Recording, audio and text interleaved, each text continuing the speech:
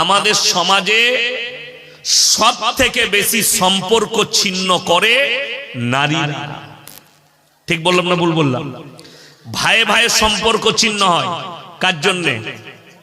বউয়ের জন্যে। বউটা নারী না পুরুষ? নারী। নারীর জন্য।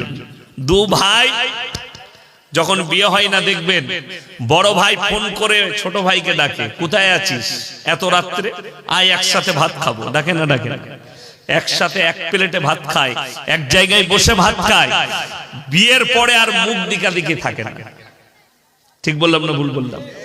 সম্পর্কটা নষ্ট কে করে? মায়ের। আর মায়েদের একটা বড় গুণ আছে, গুণটা বলিয়ে দিই। সেই মারাত্মক গুণটা কি জানেন? সারা দিন কোনো কথা বলবে না, সমস্ত মানে ওর কানে যে বিষটা ঢালা হয় পুরুষের, সেটা হচ্ছে রাতের বেলায় বিছানায়। হ্যাঁ, আপনি বাইরে ঘুরতে গেছেন, খানাকে একটু পা চালি করে এলেন, এসে বিছানায় যাবেন পিশাব করে, ঘরে রুমে ঢুকে দেখছে উল্টো দিকে মুখ করে শুয়ে আছে। ঘুরো গো, ঘুরো।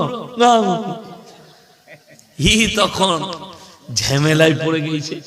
আদর করে ঘুরো শোনা বলে যখন ঘুরিয়েছে, তোমার ভাই আমাকে গাল দিয়েছে, তোমার মা আমাকে গালাইছে, তোমার বোন আমাকে এই বলেছে, দিয়ে কানে বিষটা ঢেলে দিলে এখন ফজরের পরে ঘুমিয়ে উঠি, মা বলছে চা খারে, খাওয়া কি বলে মাল অ্যাকশন শুরু করে দিয়েছে। সকালবেলায় উঠে রাতের বেলা বিষ ঢেলে দিয়েছে। ঠিক বললাম না ভুল বললাম? ওইখান থেকে মায়ের দিকে অনুরোধ করে বলছি, ভাই বোনকে দুটো কথা বলেছে, মেয়েরা এতটা দুর্বল ইমানের দিক দিয়ে ভাইয়ের সাথে সম্পর্ক ছিন্ন করে দেয়। ঠিক কি না?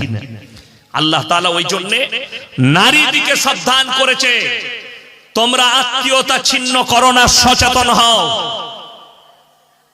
ভাই যদি ভুল করে থাকে ভাইকে ক্ষমা করে দাও। বাপ যদি ক্ষমা করে থাকে বিটি তুমি বাপকে ক্ষমা করে দাও। মা যদি ভুল করে থাকে মাকে ক্ষমা করে দাও। পুরুষরা শুনে যান, বাপ যদি তোমাকে এক কাটা জায়গা না দেয়, তুমি তোমার কাজ করে যাও, বাপের খিদমত করো, সে তার আল্লাহর কাছে জবাব দিবে, তুমি তোমার আল্লাহর কাছে জবাব দেবে। কথাটা বুঝে এসছে না? আসে না? আপনি যদি বলেন আমার বাপ আমাকে কিচ্ছু দেয় নাই, আমি বাপকে দেখবো না, তাহলে তো তোমার আর তোমার বাপের মধ্যে পার্থক্য কি রইল? কথাটা বুঝতে পেরেছেন না পারেন? নবীজি সাল্লাল্লাহু আলাইহি সাল্লাম নিজের চাচাকে কলমা পড়াতে পেরেছেন? কথা বলে না?